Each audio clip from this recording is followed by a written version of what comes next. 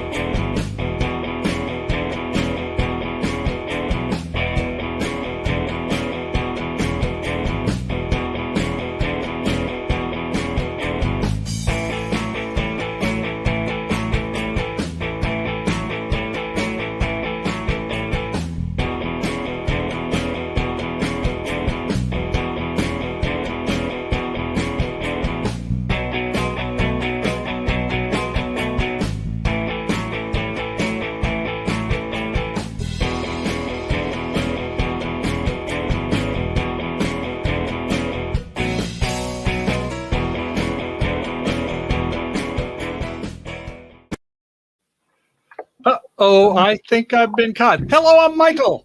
And I'm Grace. And together we are California Travel Videos. Woo-hoo! Nice intro there, Grace. You did a good job as always, although I guess we were only on part of the screen, so I couldn't help but hamming it up a little bit there. I noticed that as well, so I took advantage of that opportunity. Welcome to Kenneth and James and Tim and Sean and Dyson's. Hi, Slicin' and Dyson. Nice to have you guys here with us. Kenny also. So I have a link up at the top. We're looking for 8 volunteers this evening to potentially join us one at a time for these segments that we're going to have. And I'll repeat that throughout the show. Hi, Rose. So happy that you're here. And Sue's here too, is moderating as always. Woohoo! Thank you very much. We've got awesome peeps. And so tonight, Michael and I were talking about the fact that it has been 5 years now since we got Rihanna and that we've enjoyed going out in the RV. So we're going to talk about some tips, some tricks, some hacks, and about the lessons that we've learned. So lessons. Yeah, some of the lessons. And that's kind of what I was hoping you guys would come and join us to share some of your adventures, some of your lessons, some of the things that you're looking forward to. So just put a V in as a comment and I can shout you out the link or send it to you. Let me take it. So what's going on with everybody? Is everybody doing good? Renee, it's that Renee Dooserider. We'd love to have you come up here as well. So I hope everybody heard what I said. If not, just look at the link at the top and I can go ahead and repost that if you need. And Michael's left me alone. I guess he's going to go cook food. He's here. He's just got always something else he's trying to do and concoct up. Well, Captain Jack recommended that you go cook dinner and leave me in the chat. Oh, like that, huh? Or it might have been that he recommended I go cook dinner and leave you in the chat. Well, I tell you, I'd like some of his potatoes. Captain Jack Scraper, good to have you here, and I hope you're feeling perky today. You seem like you're doing very well, although I'm kind of a little, I always get aroused when you're wearing that kind of like almost nothing on the top there. You got that kind of thin tank top, but today you were a little bit more modest today, so it must be cooling off for you on the right coast. Well, he recommended that when he was on his show. I believe he is getting something to eat, and he's going to join us later. Hello, Traveling with Nick. Nice to have you here. And I wonder how Marshall's doing today. It's up in there in the Midwest, I guess they still call it there.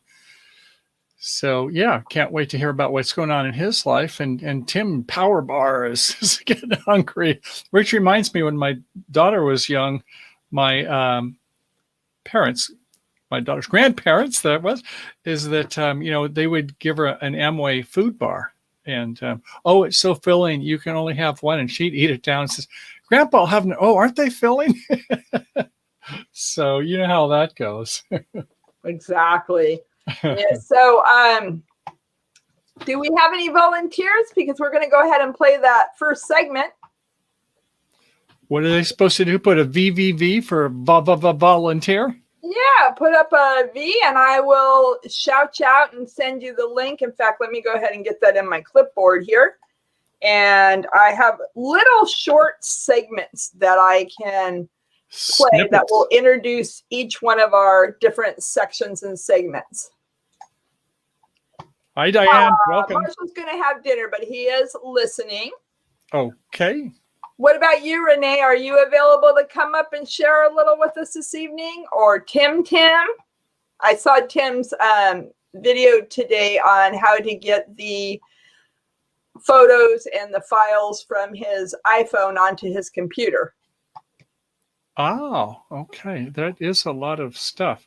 Grace, when she would give me a thumb drive, it would be one of these ones that it was just a little bit slow. And so I finally said, okay, I'm going to get you a Corsair faster drive. And that baby sails. In fact, ow, it's so hot to touch it. No, it's not really, but it's a fast one. Tim, MoBang FoYo Buck is going to come up and join us for our first segment. Awesome. And did you tell him what the category is yet? You know what? I didn't, because he's going to learn it when we play that segment. Oh, it's a surprise. Yeah, we're doing ad-libs here. So Sean grew up camping and traveling in a motorhome, used it year-round for about 10 years, and had to say goodbye to it when my dad passed. That would be so hard. I'm really attached to our motorhome now. Oh, yeah. I can remember when my folks sold their Airstream, and I know what that feeling was like there. They would go to the Wally Beimer Club. You get those letters, the big red letters on the front of it, and you go to different spots every month. And that was fun, especially, where the world's largest jazz festival is, Grace? The world, Monterey. No. Kind of like Disneyland Jazz. It's in Sacramento, your home city. Is that? Yeah. Yeah, I guess it is jazz. Yeah, when they would come, I couldn't believe it. They had people from Russia were there. It was like people from all over the world. Yeah, they used to not put a fence up around it, but now they've added a fence so that you have to pay. Mm-hmm.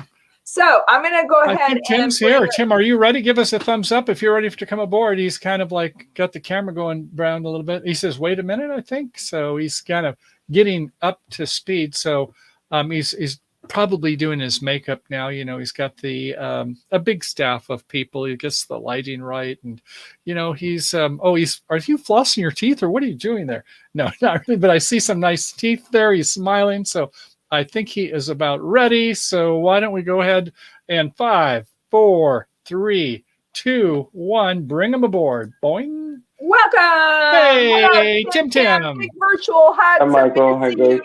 Howdy there. Look at you. I would hug with that. Something's different. Uh-oh, he's froze. Maybe that's what's different. No, but look at his complexion. It's so nice and tan. And it's like, do you have a, what do you call it? A low Kelvin light, 3,300 degrees Kelvin? Your skin tones are so great there. Uh-oh. Is he going to be the strong silent type? I think he is. Did you catch my freeze? Sorry.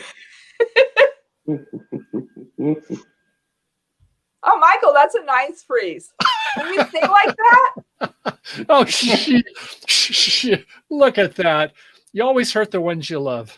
All right. So let me go ahead. So I've been working a long time today on these different segments. And so as Michael and I were discussing, there's some lessons that we've learned, as well as all your wonderful tips and tricks and, whatever thoughts come into your head. But I'm going to go ahead and start us off with un momento, just un momento. And that is that I'm seeing some people say there might not be RVers such as Nick. That's okay. A lot of these are just going to be generic. And then on the other hand, we have Corey and Lori who are really well seasoned. Good to have you here. So, okay, Grace, let's go ahead and hit it. All right, let me get back there. So this is reason number, I guess, one. Reason number one, or the one thing we've learned, and here we go.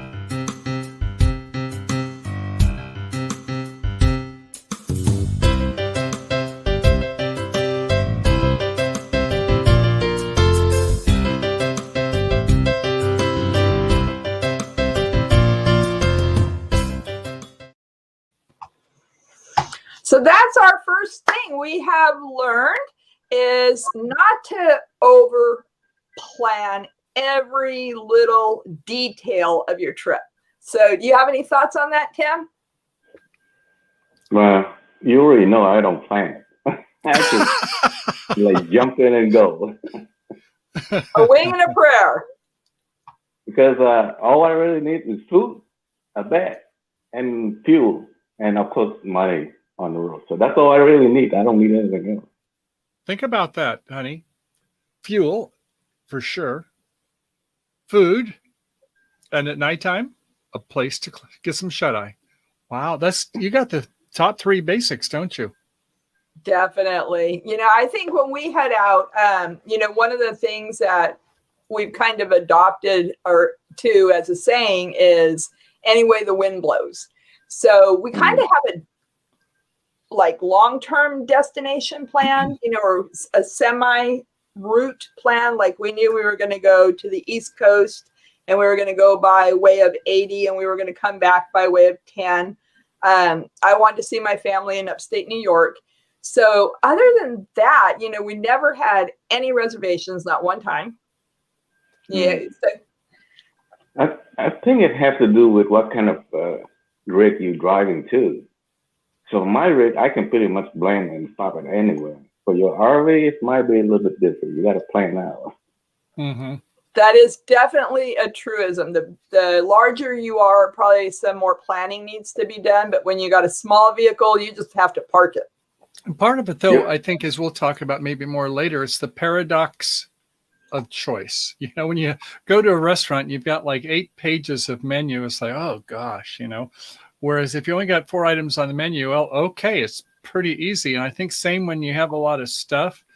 Now, some of it we do keep in the RV and kind of good to go. But, you know, if you have things that are kind of, I guess, modularized, then you can kind of say, okay, I know I want stuff for, like in your case, Tim, for doing videos. So, yeah, there's a lot of things depending on what a person's plans are in terms of how much different, we call them go bags, or how do you do that, Tim? Well, I have the different tubs. So one tub is all electronic and video equipment. I got 2 tubs for food, and then about 3 little baskets for clothing. That's pretty much about 5 different things that I need to load up in the vehicle. The rest is stuff already in the vehicle, so it's ready to go anytime. That helps so much. I mean, here's like, I like, Grace, you've got this kind of flow chart there of decision trees, you know, and sometimes I guess I've got to say guilty as charged. Sometimes it's like, oh, you know, I should have a stabilizer for my camera, and oh, then I better make sure the batteries are charged for that. Do I even bring a battery with me, a battery charger for that? You know what I mean? It's like, well, then you start getting. We're going to talk about that more later. Oh, we will. But I thought, Grace, you did a great job of kind of showing some of the things is that in the dependencies, you know, what do you have to do with one thing before you do another? But I'm kind of curious, Tim, is that how about some of these functions? Now, your videos are great. You show like what you've been doing for your for water and having a pump there. And it's, I guess here again, it seems like you always err on the side of simplicity, don't you? Yeah, well, because my space is small, so I'd like to plan everything around where I'm sitting. So I'm fine-tuning what works for me, keep it simple and less complicated. The more complicated you think you have, the more chance of it to break down from you. Mm-hmm. Yeah, that makes good sense. I agree with you. Sometimes if it's overly complicated, the KISS approach with 1 S is usually your best bet. And some of, you know, they say the difference between an optimist and a pessimist is a pessimist used to be an optimist, but now they're equipped with more information. And I'm just wondering, do you ever have any like doubles of something? Like if you think, oh, maybe something you're not sure if it's working that well, or extra batteries or cables, or do you just normally just have one, and if it's something goes, oh well? You're getting into our second one again, honey. I do have, like, especially video equipment, I have 2 and sometimes 3 of different things. Okay. So that way, if it failed, then I have something else. It's not the best one to back up, but it's better than nothing. No, but I mean, just back up maybe just with your cell phone, right? You can do a lot with just the cell phone. Right. Oh, good. Well, thank you. Do you have anything else you want to add? No, not really. Any- Nothing comes to mind yet. Any thoughts on your own journey and your own plans and lesson learned? Well, you kind of have to plan out your route, so you stick to your route. Once you veer off your route, then your timeline will change, and then that complicates things a little bit. Well, we definitely thank you for coming up and discussing these things with us, and look forward to seeing you again soon. Okay, I'm going to go ahead and maybe we'll have you up for some more here. We'll see who else comes up. Thank you, Tim. We will. Thanks so much. Thanks for having me. Bye. Okay, are we ready for number 2? I think we have somebody else waiting there patiently, and he's got a thumbs up for us. Do you want to do? Right. Well, let's let him get the reaction too as we do this. So come on up, Nick. What happened? Oh, Michael left. Bye. Okay, let me see if I can help you out here. Hi, we have. Hi, Grace. Hey, quick thing I heard, Grace. I heard your family's from upstate New York. What part? By the Finger Lakes region, by Lake Skaneateles, Moravia. Oh, I got you. My grandma was born out. I don't know if you ever heard of East Greenbush. No, I haven't heard of that. No, where's that? It's out near Albany. My grandmother was born out there in 1929, and my father was actually born in Troy in 53. We just went back there over Memorial Day. It was his first time back since he was 2, and he's now 68. Really? It was that was a long time away. Yeah, I lived there a few years growing up, and my family goes to the Finger Lake, upstate New York, since 1790. Yeah, so my family traces back to New England since December of 1620. Oh yeah, exactly. Mine too. Hey, cousin, how you doing? Do you know who your pilgrim is? Actually, I think we have like 3, but the one that I know the best is John White. I got you. Mine is a guy by the name of Elder William Brewster. Okay, I have heard of Brewster's, and I think he might be another one that's on our line. You'll have to watch our video that we have from the Mayflower. What was it called, honey? Pilgrim Village or? Oh, Plymouth Plantation. Yes. Yes. That was they renamed it because they thought it was offensive. It's like, really? Come on. People can't get over it, but whatever. Well, we are glad to have you here. And so tell us about traveling with Nick. You said that you don't have an RV, but you travel planes and trains. Well, that's an upcoming trip in November. I don't know, Michael, if you remember Magnificent Germany with Darian. Yes. Yep. I am doing in November. I hit a milestone. I will be turning 30. So woo-hoo. I know, right? So I have off November 4th through the 30th. Well, yes. And I'm driving to Illinois. I'm taking the train to St. Louis to visit another YouTube friend. And then taking the train to spend a week with family in Dallas. Then I take the train back to Illinois. Going to visit a cousin I met through an ancestry DNA test. And have dinner with her and her husband. That's great. What a sojourn. And then I'm flying from Bloomington, Illinois to Atlanta, Georgia. That crazy spaghetti ice loving man Darian's picking me up at the Atlanta airport. Awesome. Now, Darian, I guess he had injured himself not too long ago. Yeah, I think it's called the Aspitz, or it's like ALISPE or something in Germany. He was walking down the mountain, down a steep trail, and lost his balance and broke his tibula or fibula and had to have a full plate put in. Ouch. And he's on the mend now? Yeah, he's on the mend. He had travel insurance, and they had a nurse come over and fly with him back to the States to get him back to Atlanta. And he's at home. He's out for at least 2 months from doing anything. Vacation. I know, right? You better bring some Band-Aids when you go see him, then you can get him healed up. Well, Yeah, are but- we ready for the second thing that Michael and I have learned over 5 years? And we'd love to get your feedback. Let me go ahead and play a little film clip here from lesson number 2.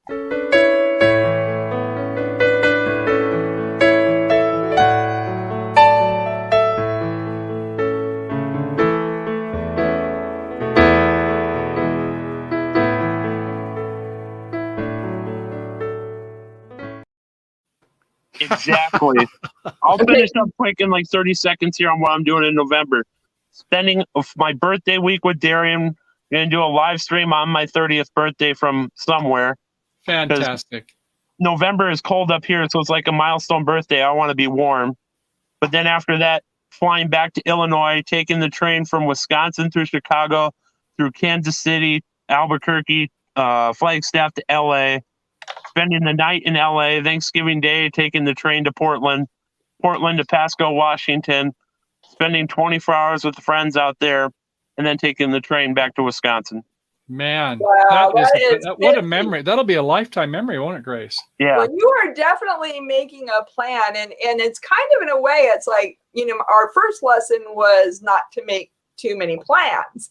True. And then Grace, you got to do like now, even with the COVID stuff, you got to pre-book like hotels, or for you guys doing RV spots, you got to be doing pre-booking on RV spots because those are filling fast. They are. Like I heard a guy on the radio that I listened to here in Minneapolis did a trip with his family out to Yellowstone.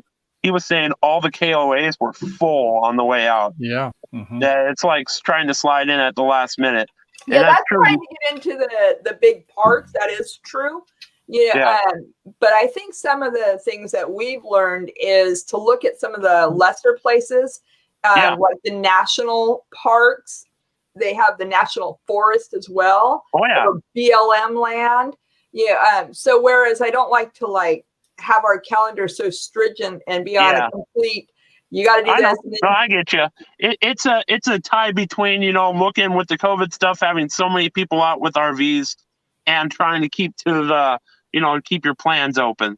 Right. And then on the backup plan, that's a little bit different, because backup plan is preparing for the unexpected. What are you going to do if you got a flat tire? What are you going to do if you have no water? There's so many different things to kind of prepare for.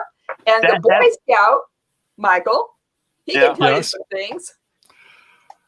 Yeah, I guess kind of like what was talking to Tim about is like, sometimes if you have an extra, whatever that thing is, I got to say though, one time is that before I had an RV and I was involved with some business meetings traveling. And I guess for some reason I thought, I'm going to take some $20 bills and I'm going to put them in one of my books. And if I lose my money, it'll be there in the book. And, you get home and you put everything in your way and your life goes on. And several years later, I opened this book, thank goodness. And here's what is this? Where'd all this money come from? Like, oh yeah, that's right.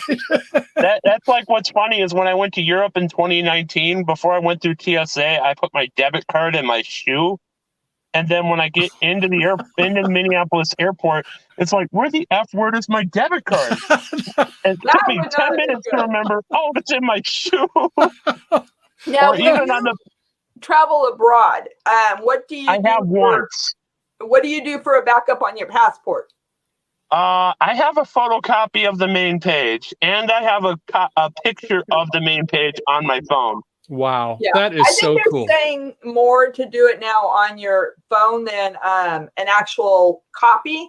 I know I had a copy when I went to Mexico, packed in my suitcase, and it actually disappeared, which has made me nervous for the last 15, 20 years. And another good backup thing is like when I got to London Heathrow, when I flew from Minneapolis to London, I had to prove all of my accommodations because I kept moving every 3 days. Because I went to Europe to follow the footsteps of the Pilgrims in England and the Netherlands. Oh, that would be wonderful. So I had to prove to them. They're like, why are you moving every 3 days? So I had the full paperwork of what I'm doing, my accommodations and everything. And another good thing for the backup plan, last year I was supposed to go back to Ireland. Of course, that didn't happen. So instead, I ended up doing, last year in August, I did a 9,293 mile road trip. I drove all the way from Minnesota to Pennsylvania, Virginia, North Carolina, through Tennessee, Texas, all the way to the Grand Canyon, and came home through Rocky Mountain National Park, Pikes Peak in Colorado, Wyoming, and South Dakota. Now, did you have that all mapped out, or was it spontaneous? I had that all mapped out. When I had to cancel, I postponed once to September of 2020, Grace. But then, once we learned we are not going to be able to go to another country this year, I just flat out canceled. So then it's just, I had things planned out, like places to stay. Like I had a few days in Maryland and Virginia of exploring different Civil War battlefields. But when I could help it, I try to keep my days open. I just be in the general vicinity of doing something. That's awesome, Nick. You really, you're very creative. And for, coming up on 30, you've learned a lot of life's lessons. So in your business, have you also traveled a lot, or where did you get this? Were you a good scout? No, I never. I had a experience in water before I really knew how to swim. That really has gotten into my psyche, and I don't think I've ever gotten over it. So I'm not a big fan of swimming. Okay. But I have had I worked for the post office as a carrier about 20 miles west of Minneapolis. And last year I actually got to go about 2 hours east of here into Wisconsin in a town called Eau Claire.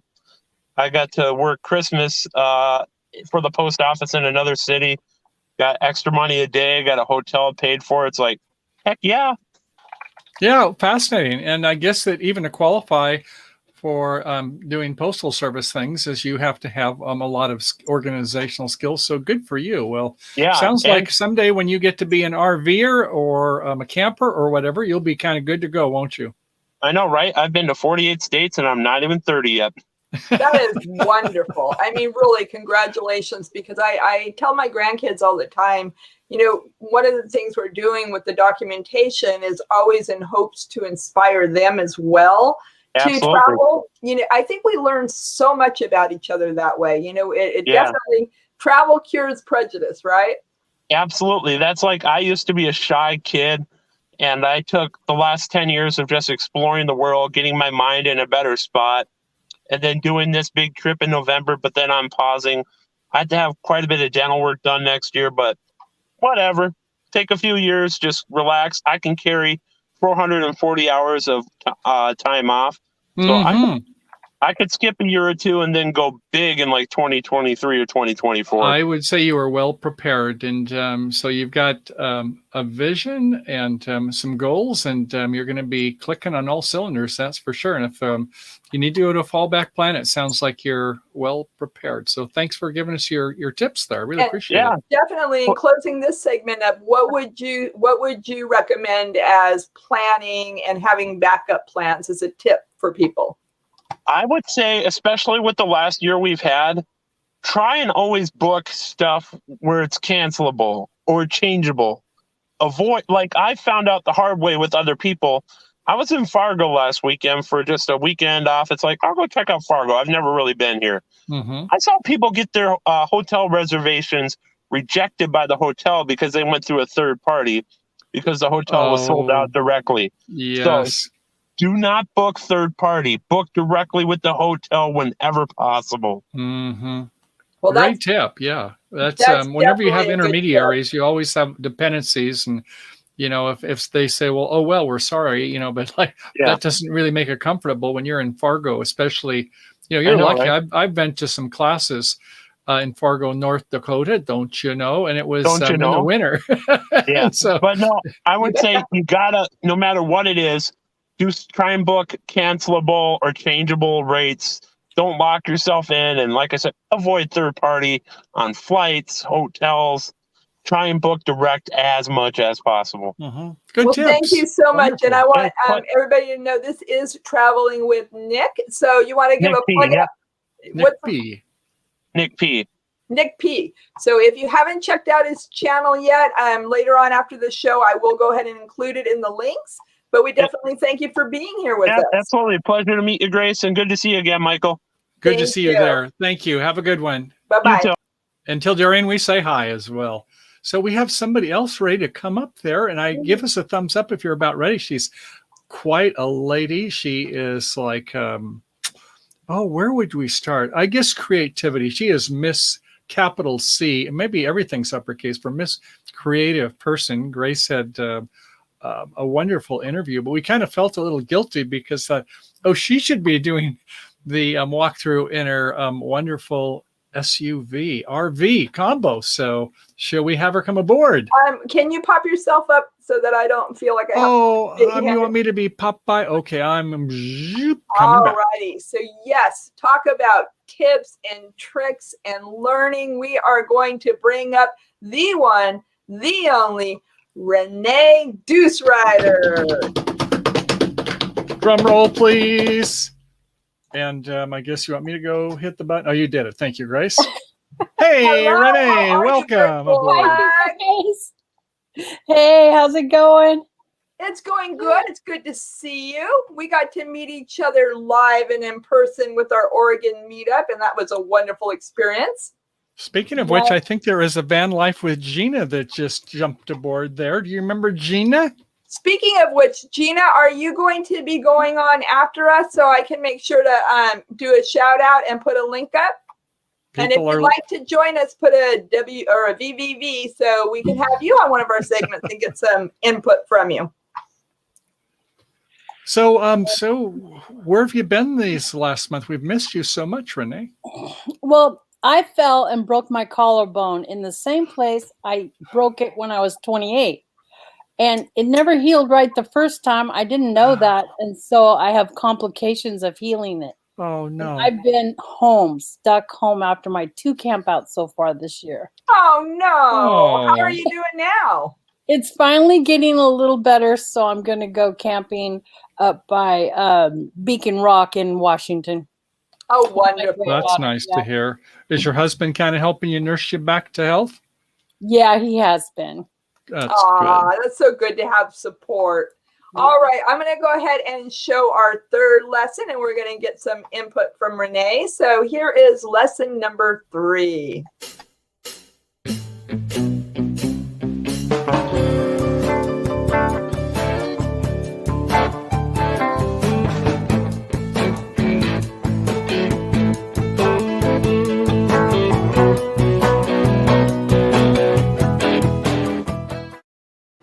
Okay. We could not have a better person with us right now than you, because you are the epitome of learning lessons by watching other people. So can you tell us something about that? Well, I've been watching camping off-grid and YouTubers camping in their vehicles for 2 years. So bit by bit, I've been collecting what I think I might need before I could even go. But I picked up my Subaru because I knew I could sleep in the back of it if I wanted to go car camping. And so I just copied everybody on YouTube. I mean, I copied I thought it'd be good to have a 12-volt fridge because I want to eat good and be off grid, or wherever I want to go. I want to have that fridge for cold stuff, if nothing else. And how do you keep it cold? Well, I have a Blue Eddy 2000, the first one that came out. Yeah.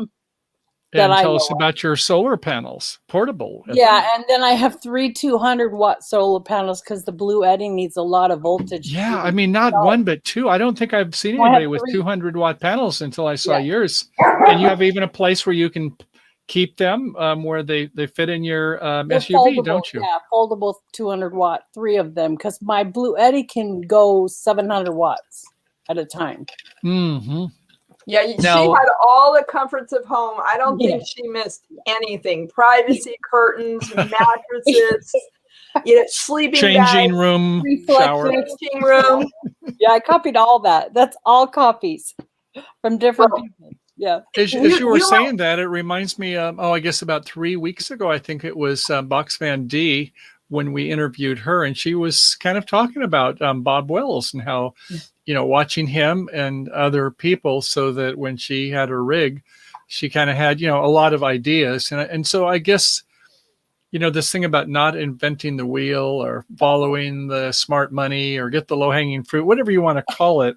I think that Grace and I we like to think that IQ goes up at least 20 points when we have access to the internet and Wikipedia.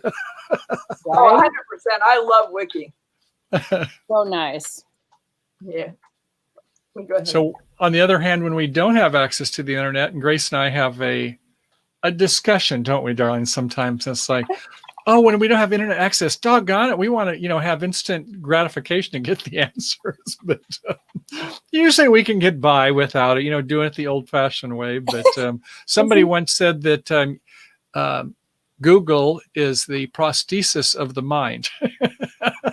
So there's I love that. something new coming out that's going to give us internet no matter where we are. I saw today on someone's channel, and I can't remember what it's called, but it's going to make... SpaceX? Huh? SpaceX? Yeah. Yeah, I think that's it. Yeah. SpaceX Starlink is the name Starlink, of the product. Starlink. Yeah. Mhm. I want that for traveling. Yeah. For RVers. I mean, that would be, oh. Yeah, Michael has a very detailed video regarding Starlink and SpaceX. So Nice. I don't think it's quite where we want it to be yet, but it's going to get there. Yes. Yeah, right now it's real interesting the name of what they call it because they don't want to oversell it, but rather than just call it a beta, which it is. Yeah. And they have all the satellites launched. Some of them are not in position, but most of the orbits are filled up. Of the 1,400 satellites are there. You know what they call the name of the service? Better than nothing. Isn't that So funny? far. Yeah. So in other words, they're trying to let people know for the $99 a month, it's good. And most of the people say, well, the latency, the delay is super low, 20 milliseconds. And if you can get like 100 megabits per second, is that they're very happy. And occasionally, if one of the satellites are not quite in position, especially when you're in the lower latitudes, now where you live up north, they have better coverage because the satellites, they turn when they get up there to, up in Canada, or for people who don't, where they lose a signal for 5 seconds, it's not so bad. We wouldn't like it here if all of a sudden our channel went down, but if you're just doing internet searching and things. So anyway, it will be great. So yeah, that's good to know. Thanks for sharing that. That's the next cool thing I think that I'd like to have. But Now, on reinventing the wheel, speaking of reinventing, you're talking about, or you've thought about reinventing your channel name. Have you decided on one yet, or are you still thinking about that? sorry, my dog is in the same room with me. I'm not going to do it because I have everything set up with Renee Dooserider, like Instagram, so many things. So I decided I'm just going to, and everybody knows me by that. I mean, all my favorite people.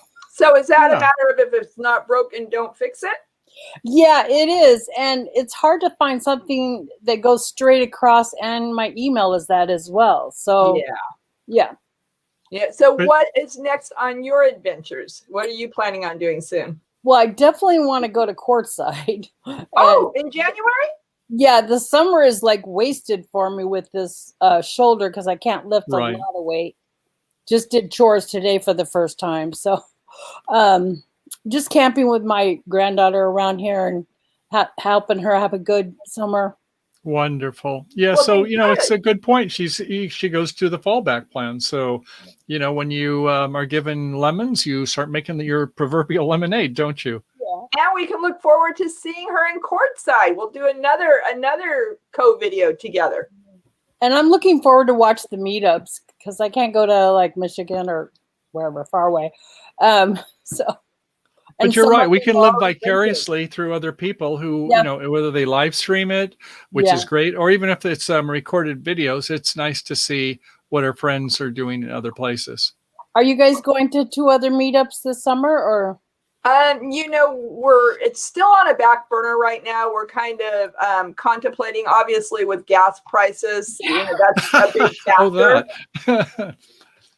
We're lucky we get 15 miles to the gallon, but when you're going like to the right coast, 3,000 miles away, and last time we did, somehow we put 10,000 miles on our rig, didn't we? When we went around the States. Oh no, baby! But we are going to be going to the Tetons, and that is with the escapees subgroup called the Escapers, the Escapers. Yeah. And so they'll if it's like it was when we were down at Lake Havasu, you know, they had something this last time, well, 2 years ago almost now, rather than have it at Quartzsite, they made it Lake Havasu.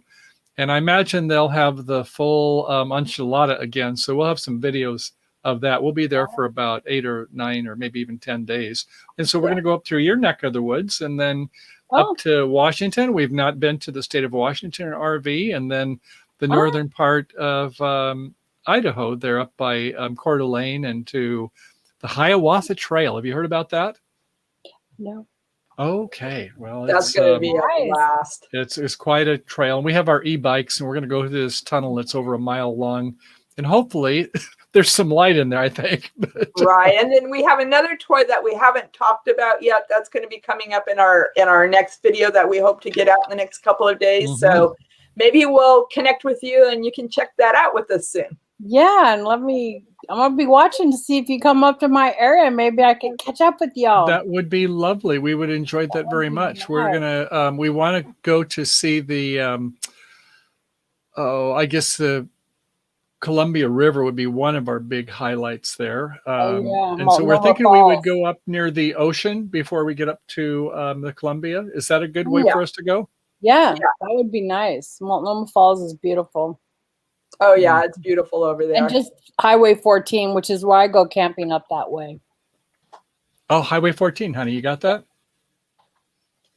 So do you have any? I would love if you would send, if you have the time or the opportunity, if you could send us, Michael at CaliforniaTravelVideos.com, some of the recommended southern part of Washington, you know, for places to stay and places to see, you know, before we work our way down the gorge. Yeah, okay. I'll try to figure some places out for you. Yeah. Awesome. Well, thanks so much for joining us. Thanks for having me. Soon. All right. Be well. I hope you heal soon. Take care. Thank you. It's getting there. Bye. Bye-bye.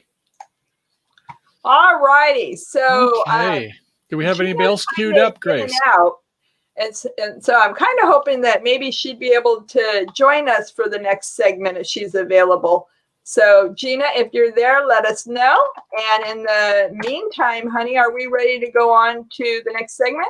I guess we are. Rather than have somebody before we started, it's we have about 45 minutes left before Gina's show. And so, yeah, why don't you go ahead and just start it up. And if anybody is interested, just put VVV in the comments and we'll see if we can get you on one of the next. We have 8 in altogether. I think we've done 3 so far.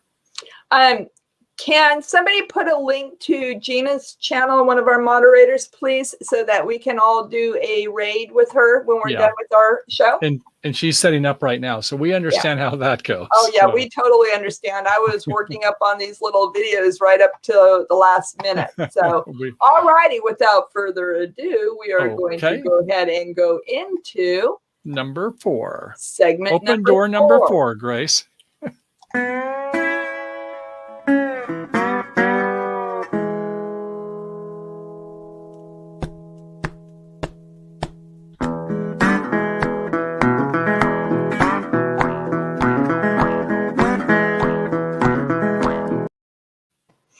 Friends. Yes.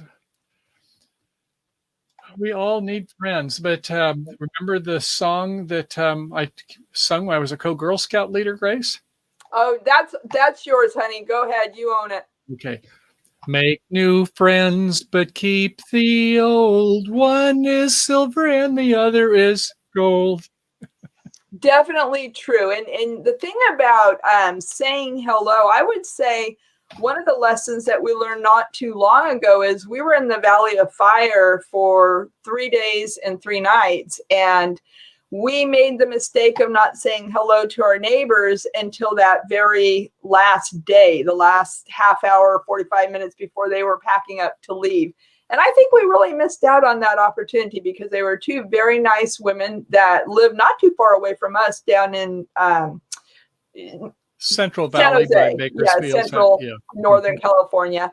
And we have met so many lovely people who've shared their journey with us, and we've heard their stories. They've given us a lot of tips. They've recommended different places for us to stay.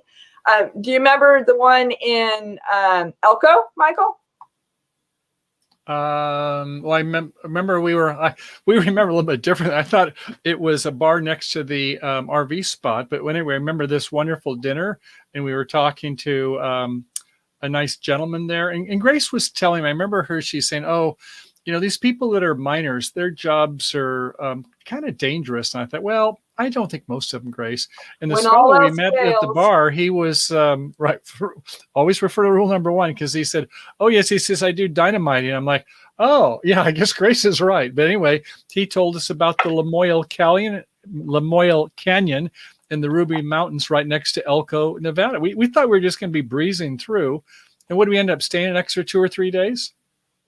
We stayed in Lamoille, the Ruby Mountains, for 3 days, and that was part of the National Forest, which I had never heard of it. And when we went up there, because it's National Forest, Michael has that golden pass, so we spent $10 a night. We were dry camping, and it was so beautiful. And had we not reached out and got to meet our neighbors or said hello, we would have missed out on that. Because here we are in August, and okay, we've gone to somewhere that we just went again because we loved it so much. Up in the Sierras, as you get between California and Nevada, in Truckee area, at Donner Pass. And then after that, we thought, oh, it's going to be hot. We're going to be going through Nevada. Let's just kind of keep the wheels moving. And we get hearing about this place at 6,000-7,000 feet, and it was awesome. So, yeah, when you meet some people and you not only talk but listen, and this person that you see right here, when we were finishing up that around the United States in 90 days, we met a couple that were also photographers. We couldn't wait to get photographers to the Grand Canyon. And so he said, well, we can take his vehicle in the morning and he'll kind of show us the ropes. And it was early. It was probably, oh gosh, in the maybe 40s or so when we got started. But as the day went on in the morning, it was beautiful. Remember that, honey? Oh God, I remember completely. It was phenomenal. And his wife is a very lovely person as well. And we still stay in touch with them. They're up in Canada, and unfortunately they're not able to do the traveling that they normally do this time of year, but hopefully we'll be able to cross paths again in the future.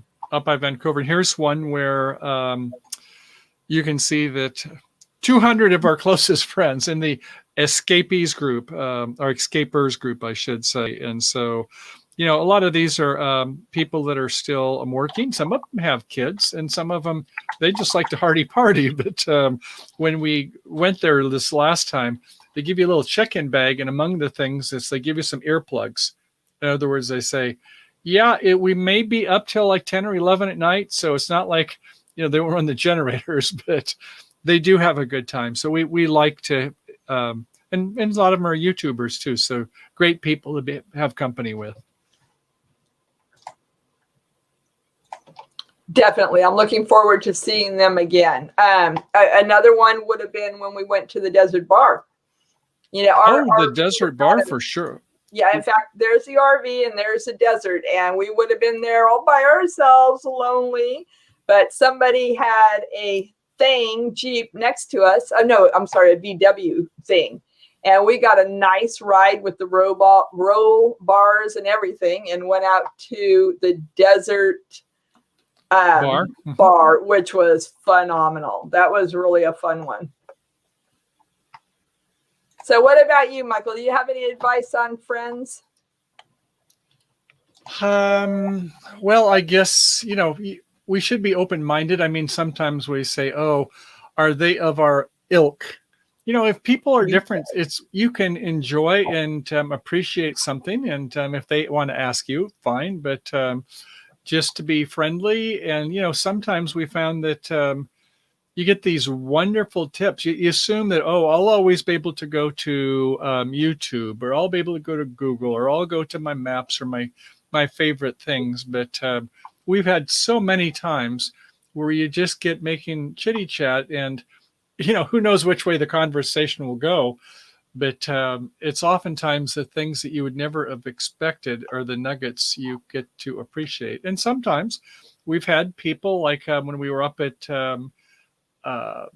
Alsea Falls up there by Eugene, where people have some things with their RV, and you say, well, hey, I'll be happy to help. I'm kind of have some expertise in these areas, and they're so appreciative. And well, so, speaking of LC Falls, we're going to go ahead and bring on one of our good buddies who gave us a lot of good tips. So Gina is here with us, and Gina, hello.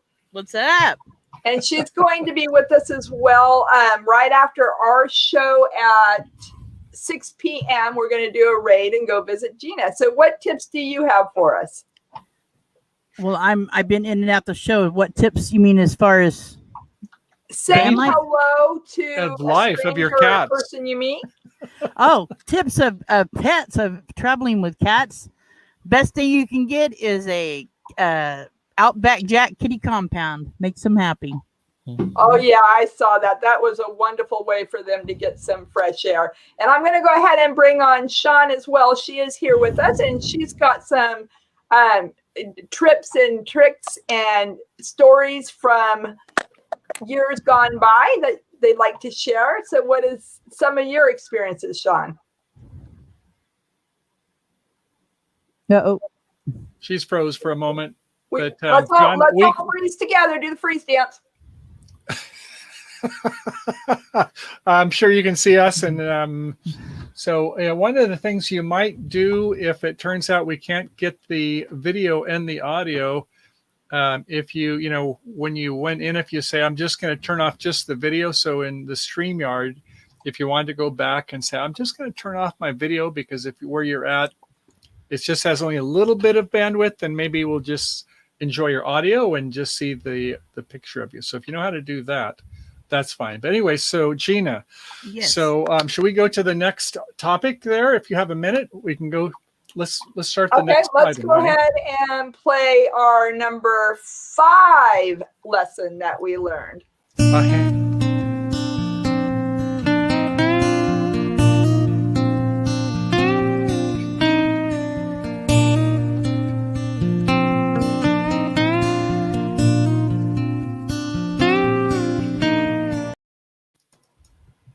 Mm-hmm. So it's a new day, baby. And you're a good example for that. You seem to wake up on the right side of the bed each morning. I try to. There's no reason not to. I mean, you woke up breathing, so you might as well get up on the good side. One of the things for, when you have couples is that, there's things where, we like the fact when we discover somebody, and, we've talked about relationships too, Gina, is that someone is different. They complement us, they complete us. And then after you've been together, well, my daughter tells the story quite well. When she met her to-be husband, Bob, she said at first, he's so wonderful. He always knows exactly what I'm going to say next. And he can finish my sentences. Then after they got married, she'd go, Bob, I want to finish my sentence. If you're there, Jenny, I apologize for saying this, but it was so funny because I can relate to this, is that sometimes we do need our space. And so I think what Grace is saying is that, well, in my case, this is one of my strongest attributes because I don't remember what I was upset about the previous day. So, if I can't remember, then, hey, I'm good to go. I'm going to go ahead and try to add. I'm sorry. I'm going to try to add Sean back again and see if. Okay. Are you with us? It's a little slow. Once we put her on the full screen is when she starts to get slowed down. You were looking fine until we went live. So. Can you hear us? Well, over? Thanks so much for trying, and definitely put some down in the comments, and we'll highlight those so everybody can see some of your great thoughts idea. Thanks for trying, Sean. And thank you. You just put your comments if you got ideas on these topics. But so I guess is that you've had your fair share of challenges, opportunities, whatever you want to call them. So.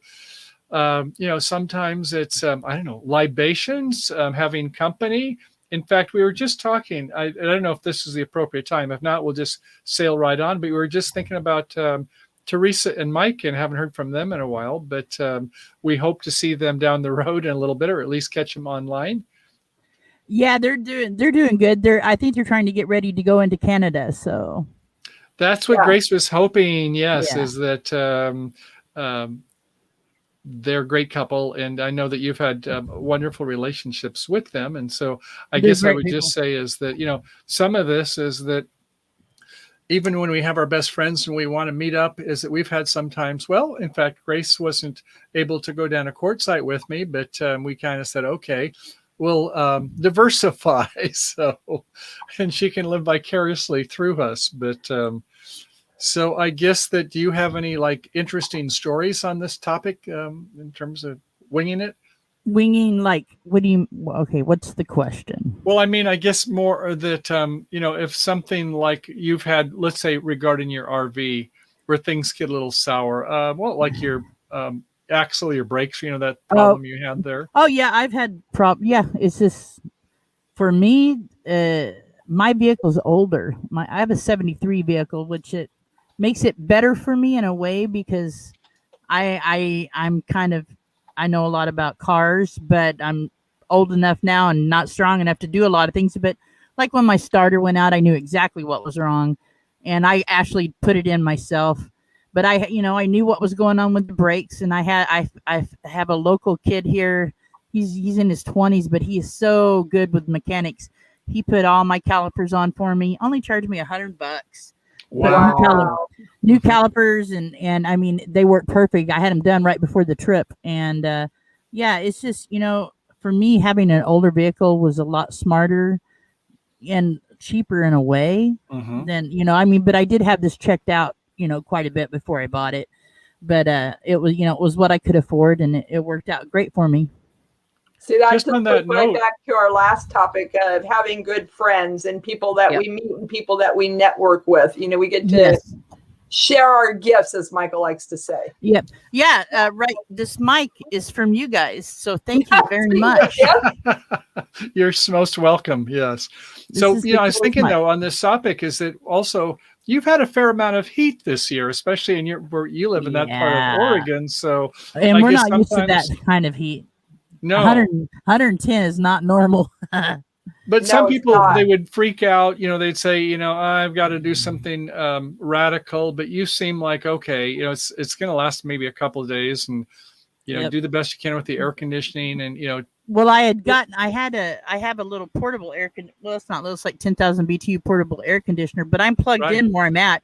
But I had one before this, and right before that first part of the first heat came in, I gave it to the lady living on the property that lives in the RV that's out in the sun.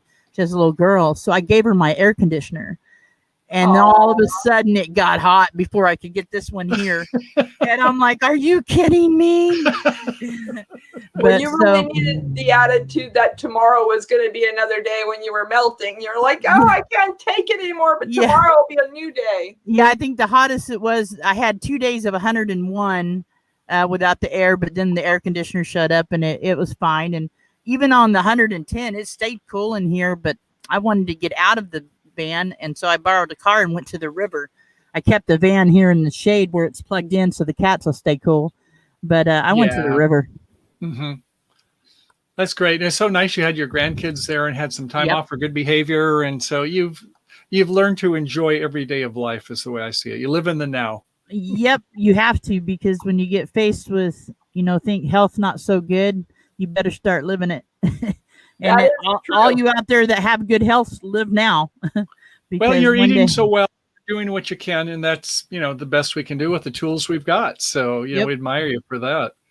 So I'm kind of curious, you have anything you can break with us or share about your show tonight?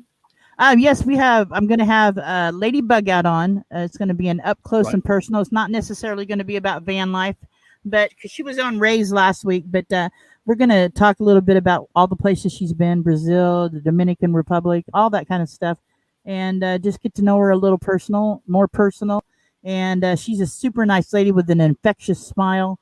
You guys should really check her out. Look forward to that show for sure. And we will check you out tonight. We'll probably get a bite to eat and join you a little later. Awesome, possum. All right. Well, I'm going to get off here so I can get ready for my show. Okay, Thanks Buttercup. So hey, enjoy as always. Okay, I'll talk to you later. Peace. Bye-bye. Bye. Bye-bye. So Destination Chronicles says, in a van down by the river. And let me take a look here. She will be at M21 too. Ah, Gina's love going it. to be at M21, Marshall? Or, oh, maybe the lady that's going to be a guest. I think, yeah, probably. I don't know that. That's them quite a, it's sort of like Box Van D. She says, I can go 200 miles in my rig, but, health factors as well as others. I think Gina is hopefully going to make it down to Quartzsite, but we'll see. Yeah. We all Yeah. love to go to these whenever we can. If she makes it to California before we leave, we can kind of go together and watch out for each other. So keep that invitation. Caravan is a great thing to do. Yeah, and that goes for Renee as well. If she's going to go down and wants to caravan, that's something we can do. And by the way, Marshall, Mellow Nomadic Adventures, is saying that Lady Bugout will be there. And so if you ever have any doubts about what's going on in these things, be sure to go by his channel. I should say better than that. Go by his website, his blog, and he's got all this information. He does such a service for all of it, and he gives. So, and he's very well organized and good with technology. So if you're interested to know more about some of these different meetups, go to his website. Thank you very much for that, Marshall. That is awesome. I know. He does such a wonderful gift for the community to kind of keep everybody informed of what's going on so we can all be a part of the greater picture. So should we go to segment 7, Grace? All right. Does anybody want to join us for our second to last segment here? If they do, put that VVV if you want to come up, as Grace suggested. And in the meantime, I'm going to do a little commercial. For anybody that hasn't tried these V8 Sparkling Energy, and if you have a grocery outlet, ours had these for $1.50, I think, for 6, which is supposed to be a really phenomenal price. And I have to tell you, they are so good. Mm-hmm. So I want to get Sean's comment there for just a second. One camping trip, folks had 8 kids, and only 2 were their own. A different camper was watching us pile out of the motorhome and couldn't believe it, but realized they weren't all their kids. That is funny. And that is so true. Yeah, it is so true. I had, now that you mention it, this is back, oh gosh, over 30 years ago, say that. I was down in Anaheim, California, near Disneyland, about 2 miles away. But we'd go out and get away up in about 100 miles east of there. And this one fellow, Fernando, he had a big family, and he had Fernando, yes, Sepulveda. And Fernando was, he had a Winnebago. And so at any rate, he had one time where he thought, well, the fuse popped, and the fuse kept popping. So he just put some aluminum foil. What could possibly go wrong where the fuse was? And all his wiring got burned up. And my neighbor buddy, who introduced me to him, said, we can replace the wiring. It's like, with the wiring harness. I mean, you don't have no idea how much that is, but it's kind of interesting how, he had not only his family, but then some wonderful Filipino ladies that were single, and they would not come out in the morning till they had like a nice scarf over their head, and they had their high-heeled tennis shoes. I've never seen high-heeled tennis shoes until I met some of his friends, but they kept piling out of the RV also. Yeah, I lived for a long time in Daly City, and Daly City now is known as the Little Manila. And so many of my friends were Filipino. Mahal kita. And yeah, that is a truism on the shoes and the hair and the makeup. Yeah, we had a lot of fun. Good stuff. So why don't you go ahead and do the next one, honey? Let's go ahead and keep her rolling here. All righty. So let's go ahead and bring up number 7.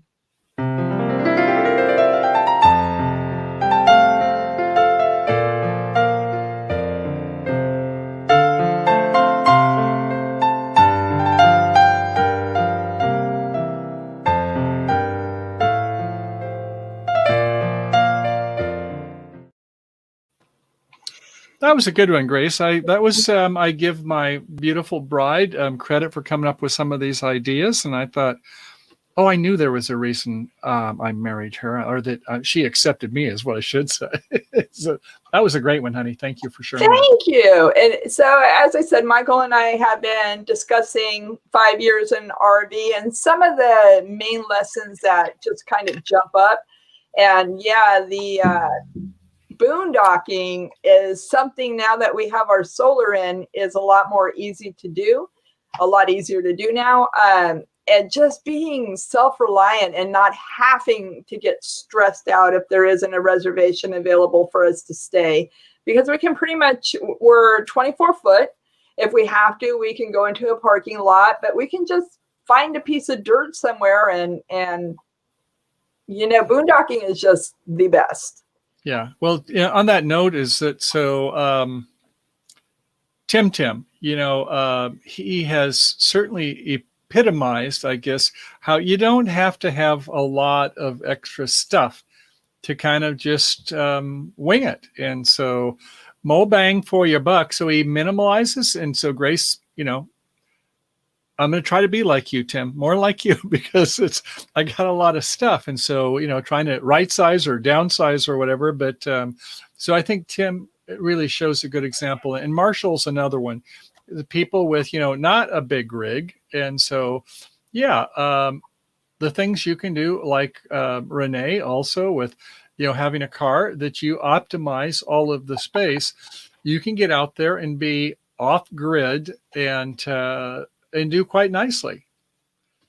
We have Monica with us. Speaking of friends and network, Yes, Monica Howdy. is the bomb when it comes to riding bikes. Okay, she actually was a huge inspiration for me to get back on the bike and ride again, because I would just watch her, and we're talking ride. We what sag wagon for a pedal for polio, and this woman hung out with all the best of the guys. She was usually the second one to pull up to the next destination, right behind Crazy Fast. Who was the guy that was always fast, and I thought he was probably getting picked up and getting a ride? I can't remember right now, but anyway, it's right here. And he wasn't, by the way, he was hauling, but Monica was always right behind him. Yeah, so this one, nice to see you. from Crescent City all the way to Sonoma County, you know, I don't know, what, about 200 plus miles, and well, more than that, because he would do about 40 to 50 miles a day. And it was not flat. You know, when you were going by the Pacific Ocean, there's a lot of substantial hills there. And yeah, she was very inspirational for us, and before we got our bikes. Right. And right behind us, you'll see the trees here up at Shaver Lake, where we are more on the north coast, and where the bikes was a lot of redwoods. And the redwood trucks, the logger trucks, would load the trucks. And that was one of the things I would watch, because they'd be going around these turns and, you know, narrow roads and everything else. And those pieces of the redwood would sometimes come flying off. So it definitely was not something for those faint at heart. What's the expression, honey? The weak at heart. The weak at heart. Yeah, but this one here now, when we were going to the Valley of Fire, this is about 40 miles east of Las Vegas. And so we oftentimes don't make reservations. We go to plan B or somewhere farther down the alphabet. But the Bureau of Land Management is right outside, and we see a lot of other RVs that are just kind of on the countryside. And we thought, hey, let's just kind of join them. This was one of our earlier times to do that. And it was, as you can see, beautiful sunset, beautiful skies. And so I guess, you know, for some of you, I would imagine it's probably like, well, it's a little scary. If you're in, like, you can see quite a few other RVers, you think, well, okay, I'm kind of with, you know, one of the sheep with the flock or whatever. And for others, you know, it's to be situationally smart to make sure that it's fine. Like Kevin, the NOMOC experience, he has a big history and a lot into security. And there's sometimes he said, you know, this is not a good place for me to stay. I'm just going to move down the road a little bit. So, but yeah, there are a lot of places where we can get off grid and really enjoy the benefits of being out where you have that solitude, I guess, and don't always have a lot of the buzz. Right. And one of the things I've learned is, we have a tendency to believe that the most beautiful places are those that are the most crowded, our national parks, the RV, KOA camps. And a lot of them are lovely without a doubt. But sometimes losing the crowds and just this picture here that Michael has up, that's one Brighton State Beach here in California. Mm-hmm. State parks are generally beautiful as well. And a lot of times they don't have the hookups for expense reasons. So we definitely encourage you to check out some of the lesser known. Just because they're not popular doesn't mean that they're not beautiful. And in boondocking, you can just find some incredible beauty in nature. Or this one here now that you have two. And remember when we were down there at Joshua Tree? Beautiful views. And we wanted to have a special sunset. And then Grace says, let's go to this other place. And we just kind of were flexible. And we had some wonderful video and photos that we had just down the road from there. Yeah. That was a fantastic place. So, like I said, with the whole boondocking and then this quote that I found, self-reliance is the only road to true freedom. And there is something about relying on your own skills and the things that you've learned and your backup plans and all the things that we discussed earlier. It's incredible when they all come together perfectly and kind of when preparation meets opportunity. And that's a lot of times what boondocking is. A harmonic convergence. Should we do number 8? All right, let's go ahead. And if anybody wants to come up, put www and share your discoveries and some of the lessons you learned. We'd love to have you. And Renee's got a great tip here. Oh, there, somebody popped it up. Our mods did. Thank you very much. This is really perfect timing too, Renee, because we were just talking about our next trip. And, if we're going to be in Oregon or Washington, especially even Oregon, we should look at their state parks and getting a pass. So, Renee, the state pass for the Discovery is $30 for the state of Washington. And is that just for entrance and then you pay extra if they have camping? If you could tell us a little bit more on that, we'd appreciate it. And just on that note, Grace and I had a discussion about how far it is from the southern to the northern part of the state. Because, she was like, well, we got to keep going on this trip if we're going to be gone for, 20 some days. And I thought, well, geez, I'd like to, see some. And you said you wanted to go up to Olympic up in the north part there. Yeah. And I thought, well, the rule for RVers is try to keep it where you don't go more than 330 miles a day or get there by 3:30 in the afternoon, the 3:30 rule, whatever yours is.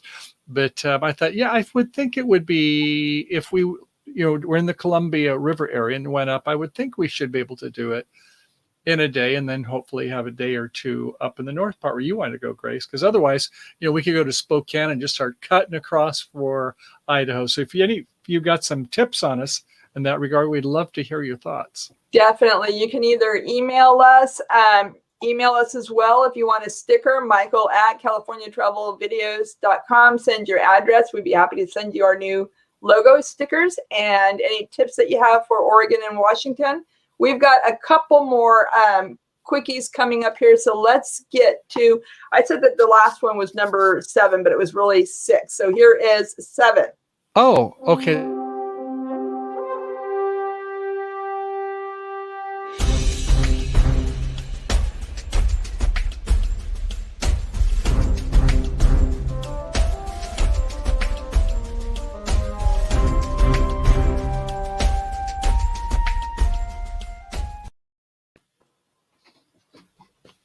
What did you mean by that, Grace? Time out, Mr. Nistler, Mr. Bickerson. Mr. Bickerson, guilty as charged. Time out. So, having your own space. And sometimes when you're together 24/7 and you're in a small spot, and like I said, we're 24 feet. So you can't always get away, but you can go for a walk. You can go sit up in the front, bury yourself in a book, long bathroom breaks. So Michael, you want to talk about your space? Well, there are times when I think, I'm going to take Kaliki for another walk, Grace. And so, here again, if I can't remember what happened overnight, even after I get walking for a while, I may forget whatever it is that is usually it's our issues, right? Not the other person's issue. But no, I find that even and when I'm doing other things, like I'm playing a competitive game of duplicate bridge or something like that. And so, if your partner you think really is not in the same wavelength that you go step out outside for a couple of minutes and you come back. Almost, if I was smoking, I'd have a cigarette break, but I don't smoke. But no, I think sometimes space is the key. What's that? Headphones. Headphones, yeah. If you have something, Music. you have good music or whatever. I mean, something so you can kind of get back. And we've talked about just recently about using the odd even rule. Do you want to share that, Grace? All right. So Michael's new genius idea is on odd and even days, we each take either an odd or an even. And on that day, if like today, I guess is a odd day. And so Michael's just going to basically agree with me or say sorry or back off the disagreement and kind of maybe give in a little bit more than normal. And I guess tomorrow I'm going to attempt to reciprocate that, even though he's much better at it than I am. But, no fair just saying, well, let's talk about this tomorrow. But, so I guess, if you can say, well, relationships are gives and takes. And I guess that even if you're single, I suppose there are times with whatever your obstacles or your challenges are, it could be something inanimate. It could be your vehicle or maybe your pet or what things like that is try to see if, well, maybe it'll be better tomorrow.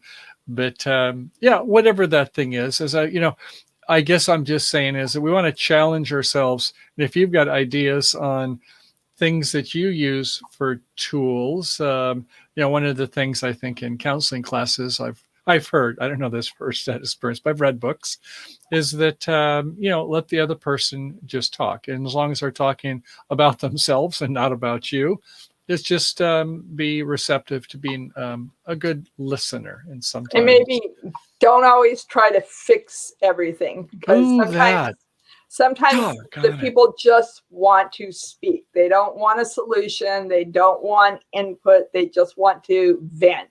So sometimes just listening is key. Mm-hmm. Yeah. So it's one of the things I think is that we really all want to focus on getting out, enjoying the great outdoors. And some of us, we have our own agendas, I guess you might say.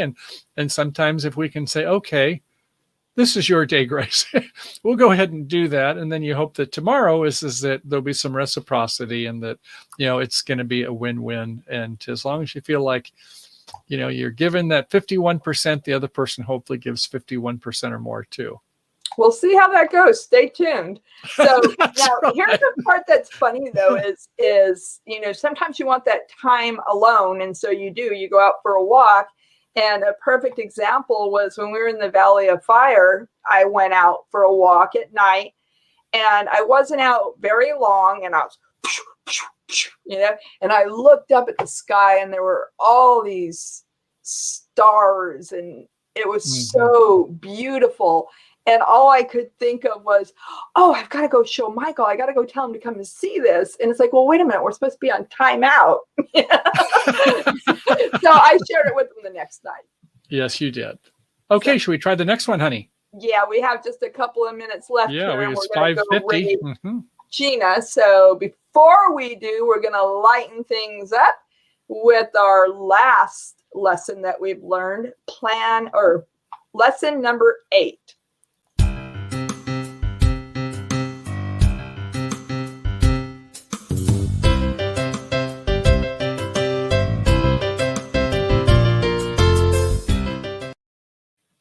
Ta-da!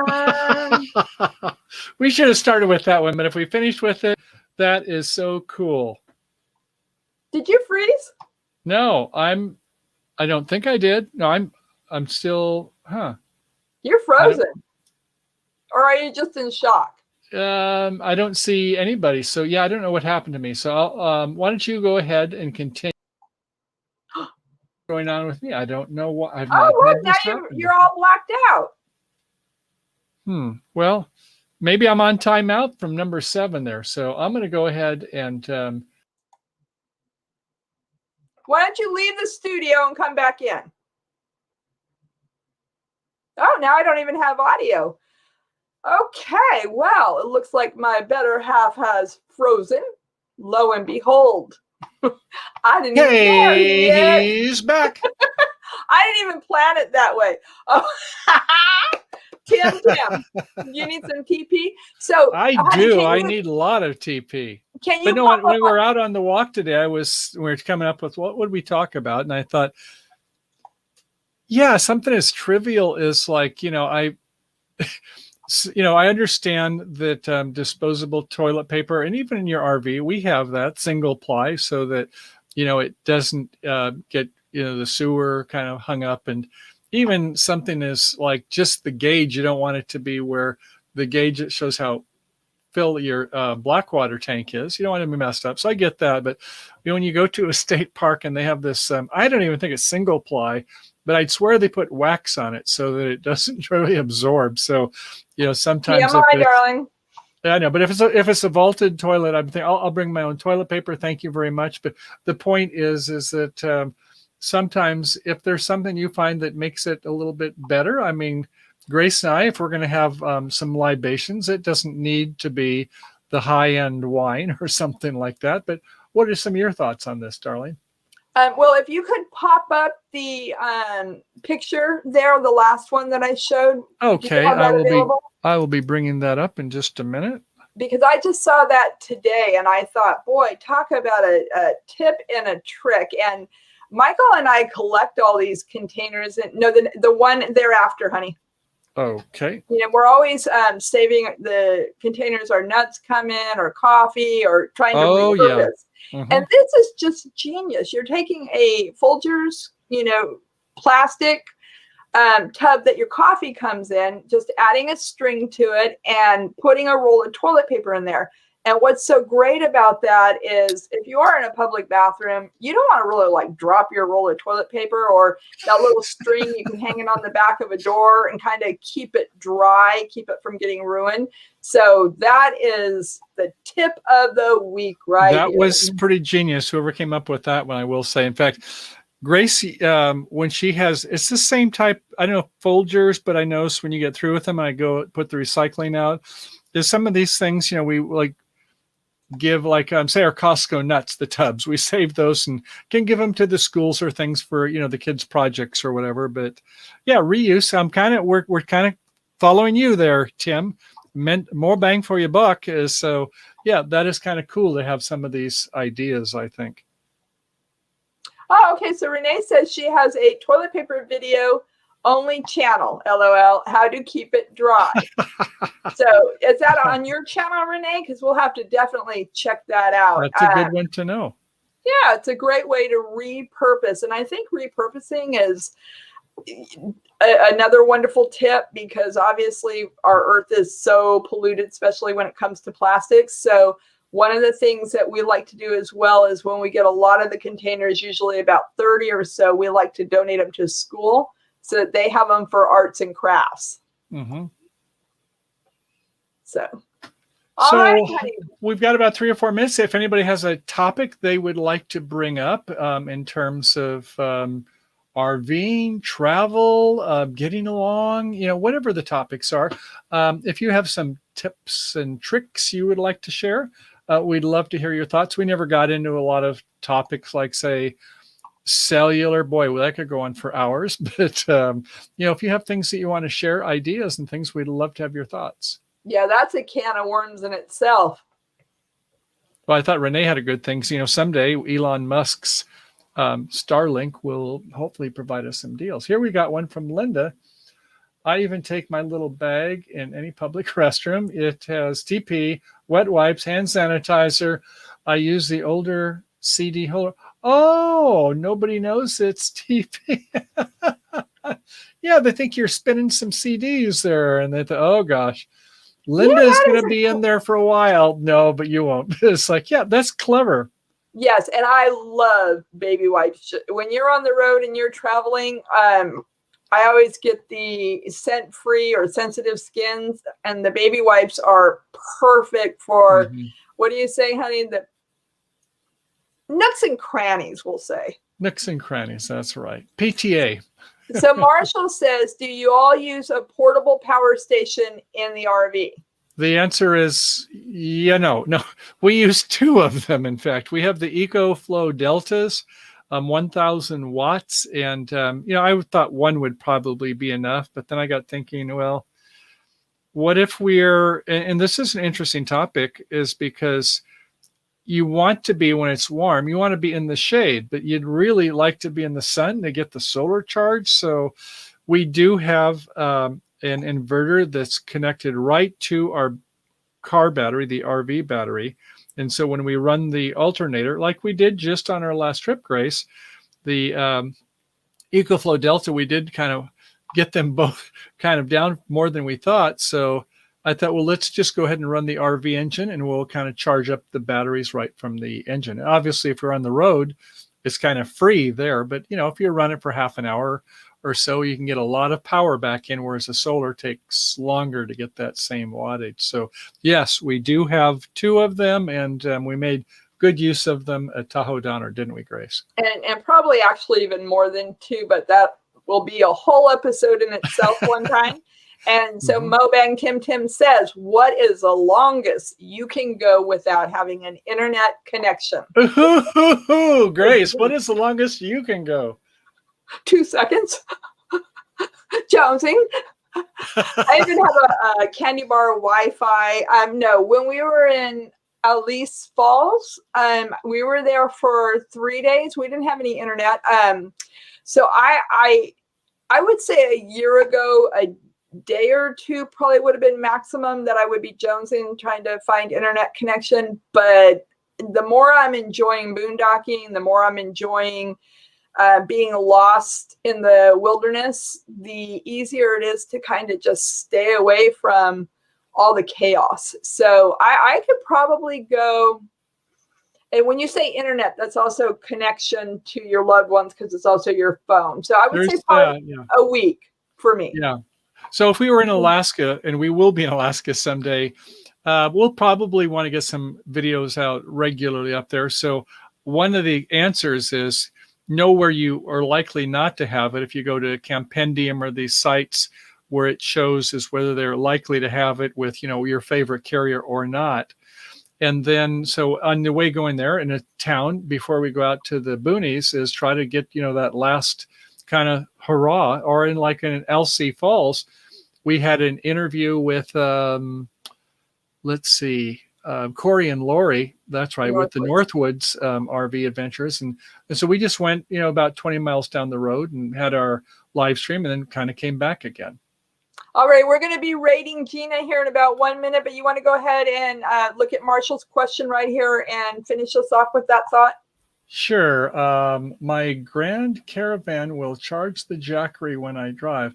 Is that the same thing as? Yes. So what we do is, the battery terminals, which are going to your alternator, is I have put some lug nuts on those, and then, be sure you've got big enough of a cable. I over-engineered mine, but, maybe like a 6 or 4 gauge cable that goes a couple feet to where you have an inverter. I have a 2K inverter, and we have a video on this if you wanted to look at it. But so that then has AC output, so I can get up to 2 kilowatts out. I try not to run it that hard, but a kilowatt is plenty enough, so I can charge up my Jackeries or the EcoFlow Deltas pretty quickly. So thanks for that question. So Grace, do we have a link? If anybody has a link for Van Life with Gina, fine. Or if not, I'm sure we all know where to look. So it is that time. Yes, here it is in the comments below. So we look Thank you, forward Kenny. to grabbing a bite to eat and seeing you over at Gina's place. Thanks so much for all your input and for being here. Without and to you, all we of our couldn't mods have there, a show. for Sue and Kenny and all the rest of them, thank you so much for that. As we always say at the end, happy trails to you. Until we meet again. Okay. Good Peace night, out. everybody. Bye for now. See you over on the flip side. Bye-bye.